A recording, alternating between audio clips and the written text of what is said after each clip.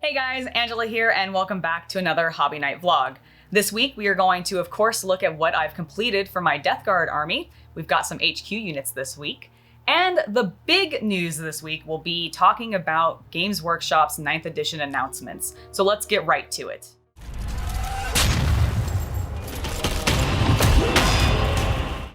First up this week, we will take a look at what I've completed for the Death Guard army. So we got a couple of things done, and unfortunately it was still not those Plagued Marines because, like I said, I am cursed. I will never complete them.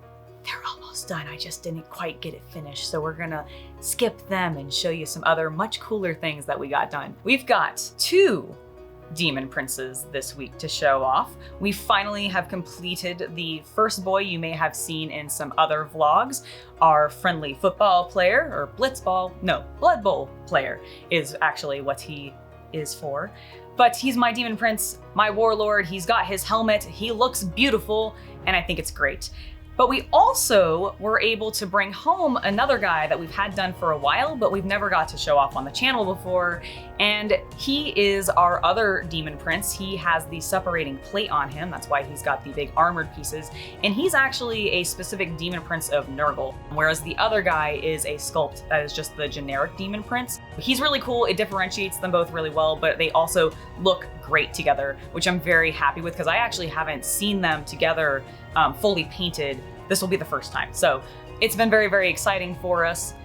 But that's actually not the only thing that we finished up this week. We also finally got our Plague Sorcerer done. So we have 3 brand new HQ units that I can use for my army, and they're honestly part of the core portion of I use in the army, so it's really great to have them all finished up, especially the 2 Daemon Princes. And I'm very, very happy with the progress being made on them. And like I said, next week, hopefully I will actually have those Plague Marines done. I'm actually gonna add 2 more to the grouping and get a full 7 done, because I do have the first 5 almost fully completed. I just ran out of a little bit of time. So we'll get them done next week and we'll see them then. Faith is our armor.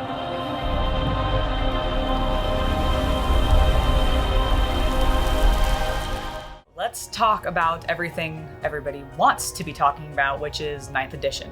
Which, to be honest, I've actually not heard any of the GW reps actually refer to it as 9th edition. They've only ever referred to it as the new edition. So I'm curious if that is just a weird thing that they do and they don't actually number them officially and it's just something the fans do, or if we are getting like a renaming of the edition scheme in the same way that fantasy went from being fantasy, whatever edition that it ended on and going into Age of Sigmar. So that could be kind of interesting, but let's actually talk about the 9 things that they talked about when they did their announcement of it. And we'll start with the general rules update that they talked about. One of the things that they mentioned was that they're going to cap modifiers at +1, -1. So that could be kind of cool. I'm kind of curious whether or not that is going to apply to just the dice rolls, or if it's also going to refer to the stat modifiers, but it doesn't seem like it is. It seems like it's just gonna be the dice, but we'll see when the actual rulebook comes out. It also seems like 6s are always gonna hit, so that's really good news. So that's the first thing that they talked about, and I like what they're doing with their general rules updates. We're gonna get some new vehicle rules, which also seems to be applying to monstrous creatures as well, which is really good news. For example, they should be able to now shoot out of combat, which is great. I mean, it's a tank. There shouldn't be a little grot or Space Marine or something stopping a tank or a monstrous creature from shooting its gun at you. That just doesn't make sense. So it seems like they're fixing that, and that is fantastic news. And I'm really, really excited for this because it means that my Plague Burst crawlers are gonna be that much scarier because I run them with the flamers on them, and now people are really, really not going to want to be up close to them. So really excited for the new vehicle rules. We'll see what that all looks like.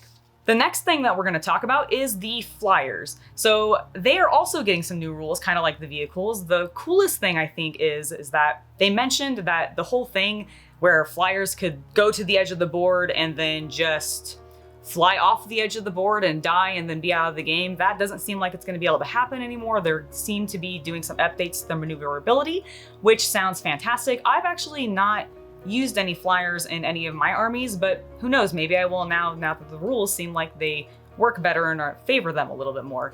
They also mentioned blast weapons, which are honestly now going to be very, very scary for my little poxwalkers, because they're going to like auto hit hordes or like do max damage to hordes or something like that, or get maximum hits, I think, on horde units is what it actually was. And so that is really, really scary for the, 60 poxwalkers that I just recently painted. Hopefully they aren't going to die too quickly. On top of vehicles and all that getting new rules, terrain also seems to be getting new rules, which is very, very interesting to me. I like what they seem to be doing in Kill Team with terrain, and I think Necromunda uses some neat terrain rules as well. So it's going to be interesting to see that come into 40K, and it really seems like they're moving away from true line of sight and going into something a little bit more abstract, because I think we've seen like an obscure tag for terrain already, and that seems to prevent line of sight being seen through it. So I don't know what that all is going to ultimately mean, or how terrain is going to be affected, and whether or not the Son of Dorn is going to be able to just ignore that still, and because that's part of their rule set for the Imperial Fists. So we'll see what that all does and how this all works out, but I'm very excited for it because I do like the idea of using more terrain as an actual mechanic and tactic in my games, because it's always fun to have it, and they give us so much of it now. I would love to be able to just use it more. So we'll see where these go and see what we can do with them. The sixth thing that they talked about was strategic reserves and how that is changing. It seems like it's going to be a good way to help protect key units going forward. So this might really benefit Alpha Strike units or assault units really heavily, because you can keep them in reserve. Because I believe what it is you can keep anyone in reserve now. I might be wrong on that, but I thought that's what I remember. But regardless, it seems like you're going to be able to just protect you, or like the portion of your army that you want to, and keep them in reserve if you want, and then have them come on the board at a later time, and then actually get them to do all of the cool stuff that you want them to succeed at doing, because that's what you built your army around or something like that. So the reserves rules hopefully will help that. The thing that I am actually probably the most excited about that they announced is the size of games is going to vary. And this seems really cool because I actually would love to be able to play more games, but doing a full 2,000 point battle sometimes can be a really long time, especially since I'm not the fastest of players, because I don't always remember all my rules super well. But I want to be able to play games a little bit faster, and it seems like they're allowing for that. They even claimed that you'd be able to play a game during a lunch break, and I'm assuming that they're meaning an hour-long lunch break and not the retail 30-minute lunch break, because if you can play a Warhammer 40,000 game in 30 minutes, I am so down for that. I will play so much more of Warhammer 40,000 if I can play it in 30 minutes or even an hour. So I really hope that that actually works as they seem to say it will.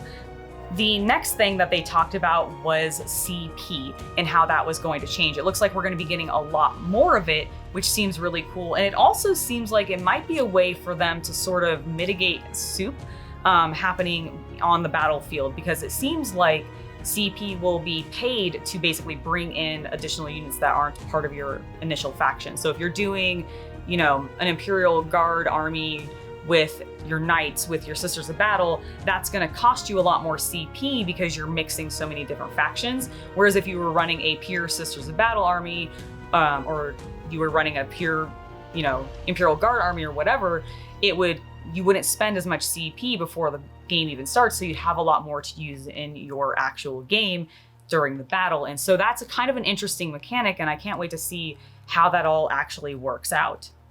The last thing that they announced was the Crusade format, which seems really, really cool. I actually really think it'd be a really great way to run narrative campaigns in, say, a friendly local game store.